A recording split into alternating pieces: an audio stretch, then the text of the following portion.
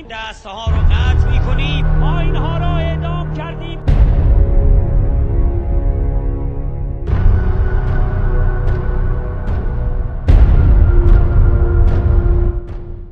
با حکمی قانونی حقی طبیعی و اساسی به راحتی ازشون گرفته شده.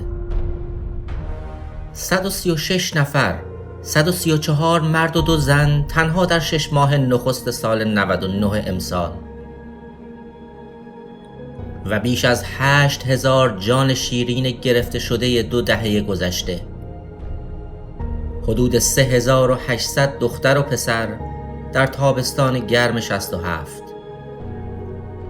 اونایی که با حکم دادگاه‌های چند دقیقه‌ای از ابتدای انقلاب بی وکیل و هیئت منصفه کشته شدند و هزاران نفری که هیچ وقت هیچ کس چیزی در موردشون نشنید و خبر اعدامشون در سایه بیخبری و سکوت محو شد و بسیاریشون در گورهای دست جمعی به خاک سپرده شدند.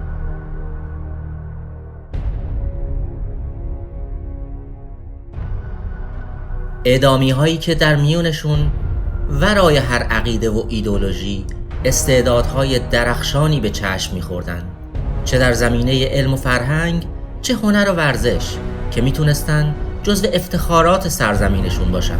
برای نمونه در حوزه ورزش مثلا فوتبال میشه جوان خوشرو و مدافع تیم ملی فوتبال ایران در سالهای 56 تا 59 رو به خاطر آورد.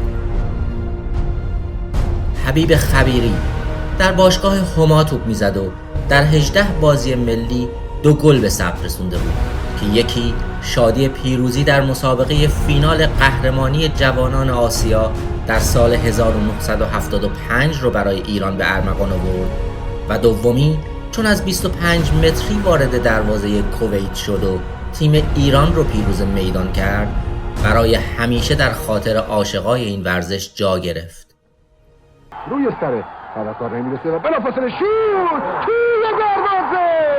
توی دروازه یه گل بی‌امان دیگه برای ایران. حبیب خبیری از پشت خط 18 قدم شوت سنگین و سرکش تو دروازه کویت رو می‌درزونه و ایران 2-1 در مرز از کویت جلو میفته.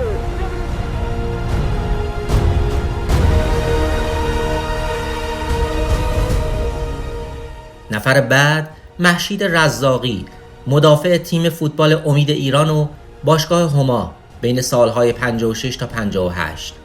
جوانی بلند قامت که دکه مطبوعاتی داشت و به جرم فروش روزنامه‌های ضد دولتی به 1 سال حبس محکوم شد، اما دوران حبسش بدون هیچ دلیل و حکمی 8 سال بیشتر ادامه پیدا کرد و سرآخر هم به اعدامش در تابستان 67 همراه با نامزدش در زندان گوهردشت منتهی شد.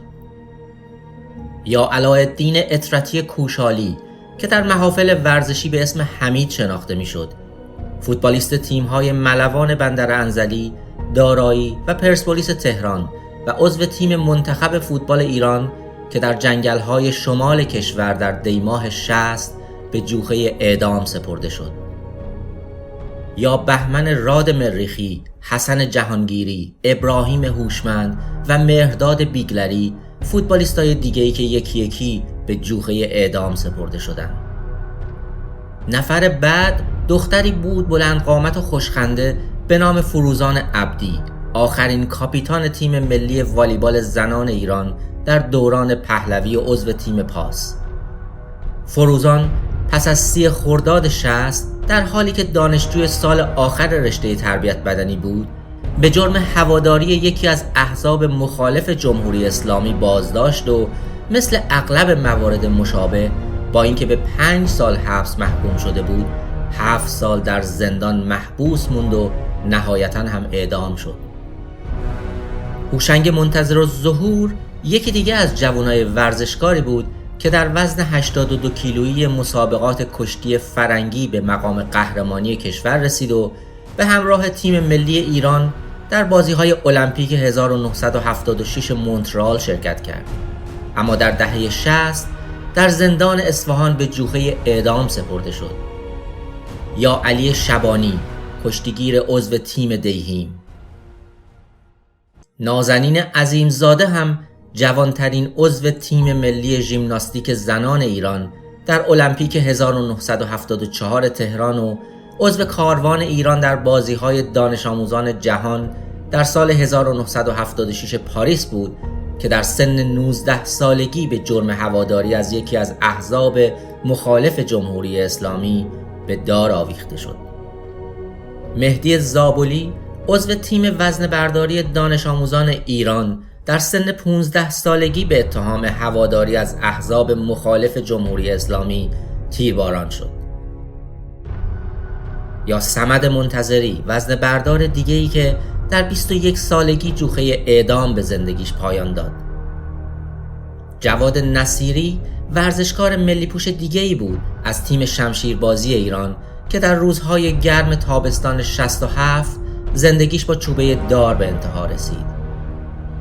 شهلا شهدوست عضو تیم ملی پینگ پونگ زنان ایران و دانشجوی حقوق در تابستان 60 به جرم هواداری از سازمان‌های مخالف جمهوری اسلامی اعدام شد.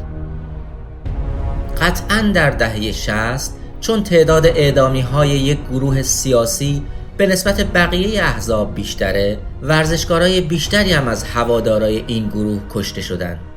اما در دهه‌های بعد ورزشکارای اعدام شدند که گاهی هیچ وابستگی حزبی مشخص و معلومی نداشتند. برای نمونه دارنده مدال برنز جهانی کیک باکسینگ که انتشار اسناد وبسایت ویکیلیکس براش آغاز ماجرایی شد که پایانی نداشت جز چوبه دار. من مجید جمالی فشیم هستم. در این وبسایت از صحبت‌های مربی 24 ساله ورزش‌های رزمی نوشته شده بود که برای شرکت در مسابقات بین‌المللی به باکو رفته و به دیپلمات امریکایی در آذربایجان گفته بود حکومت ایران مربیان ورزش‌های رزمی رو مجبور می‌کنه که به نفرات سپاه پاسداران و بسیج آموزش بدن و حتی در سرکوب اعتراضات مخالفان مشارکت کنند. نوشته‌هایی که به بازداشت و اعترافات پرضد و نقیض تلویزیونی و اعدام ختم شد. و تازه ترین نمونه نوید افکاری، نایب قهرمان کشتی نوجوانان ایران که پس از اعتراضات خیابانی تابستان 97 به همراه 2 برادرش بازداشت و در سحرگاه شنبه 22 شهریور ماه در زندان عادل‌آباد اعدام شد. اگر من اعدام شدم همه بدونن تو قرن 21 که انسان بیگناه در حالی که با تمام توانش تلاش کرده جنگید تا صداش بشنون اعدام شد. اعدام نوید هرچند به ظاهر یکی از پرونده‌های قوه قضاییه را به انتها رسوند، اما در اصل پرونده‌ای با هزاران سوال رو در ذهن مردم گشود که شاید بستنش از توان قوه قضاییه و جمهوری اسلامی خارج باشه.